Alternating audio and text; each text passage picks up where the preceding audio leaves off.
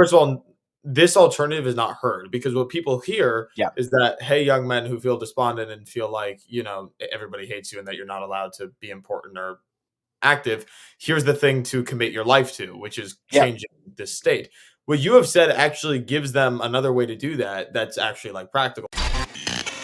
Well, I have a proposal I wanted to explore that I think is unlikely, Mm. but I don't think it's anywhere near as unlikely as integralism. Um, Yeah, yeah, yeah.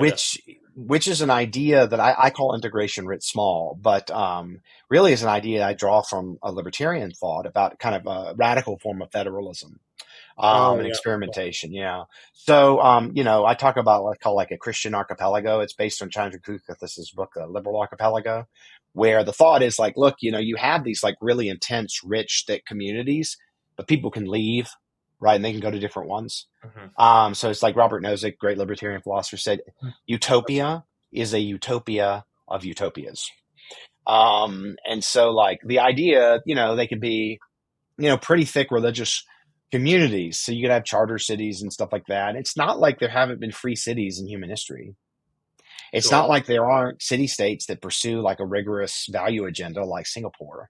It's not like there aren't charter cities that people are trying out, like Prospera off the coast of Honduras, which is still pretty small. So the question is, what you need to do for post-liberal communities is you need to give them not just cultural power, but political power over themselves, but not over the rest of us. And Right. so the thought is like, instead of trying to convert the entire United States, right, you try out some local experimentation. Now, here's the Vermeule response. But the state will crush them. But Yep. like, yes, this could occur. But guess what's going to be even worse? When you're trying to clean out all the people that disagree with you in the federal government, what are you going to do? You've already painted liberals as ascetic fanatics who'll do anything to hold Yeah. on to power. At least in our case, we just secede and try to protect ourselves, right? Yeah. I Or, actually, yeah, the yeah, monkey brain part of me does like that characterization, aesthetic fanatic. Like it aesthetic is an interesting comparison. But I yeah. certainly agree that like going to the localism thing is much more likely. And But it I has to be think, more than cultural, right? It has to be yeah, yeah, some no, I understand. political autonomy. Yeah. And before we reinterpreted the Constitution for all of the amendments of the Constitution to Yeah. apply to states and localities, that would have been Mhm. just fine. Yeah, yeah. Now, you'd argue that that's unconstitutional. I think that's wrong. I think you would still have to deal with the state, but you wouldn't necessarily have to go the Vermeule route. You just have to make it more hands off, I suppose, to allow You that would. again.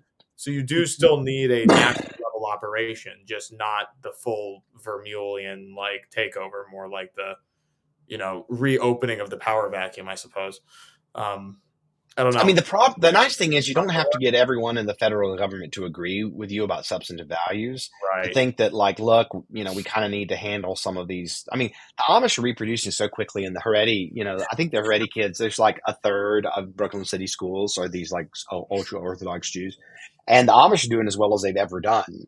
And eventually we're going to have like millions of ultra Orthodox Jews and tons of Amish, and the Mormons still have a pretty good reproduction rate. So with Yep. time, we're not necessarily, I mean, we may see overall de-Christianization, but there's all kinds of groups by Right. 2100. It could be really pretty big. And, Exactly. those are groups that like to operate with a great deal of legal autonomy. The Amish they don't have to pay into Social Security. What? Really? Yeah, I they did not haven't know had to do that. it for That's decades. crazy. Yeah, yeah, yeah, yeah, yeah. I mean, Yeah. so, Uh, so Yeah, so but I mean, like they get religious exemptions for all kinds of stuff, right. and we've been doing that for them for a long time. I mean, Medicare and Medicaid, and stuff come in. They get an exemption from all that on the grounds that they take care of their own, and actually they do a pretty good job of doing it. They also don't have to go to college, which is unfortunate that none of them do that. But they read the scripture that says, "Love builds up, knowledge puffs up," to mean like you shouldn't go to college. It's That's unfortunate. Yeah, not the way to read it. my reading. But Mhm. I mean, that's where a lot of the Deneen, like Dreher Benedict option stuff got off the ground, was looking at communities like this and saying, Right. that's what we got to do. And then what you got to do is say, okay, look, you can go the Vermeulean route, convert the state, or you could do something a little more mild, is just like get them to allow some local political autonomy, some territories or somewhere like that, where, but other people can try out their thing, right?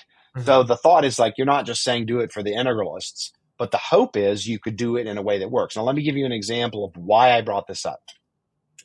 The center of Orthodox spirituality is Mount Athos, basically a mountain in Greece with Hmm. some monasteries, 20 monasteries, and then a bunch of supplementary what are called skeets.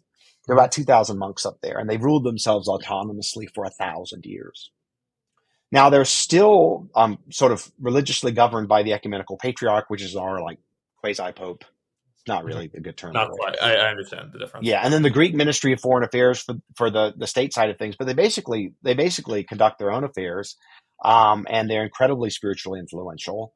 And I'm a gigantic fan of their people, the spiritual insights that they have. That's 2,000 monks who basically have an autonomous republic, been around for 1,000 years. 2,000 people, like guiding 300 million Orthodox. Hmm.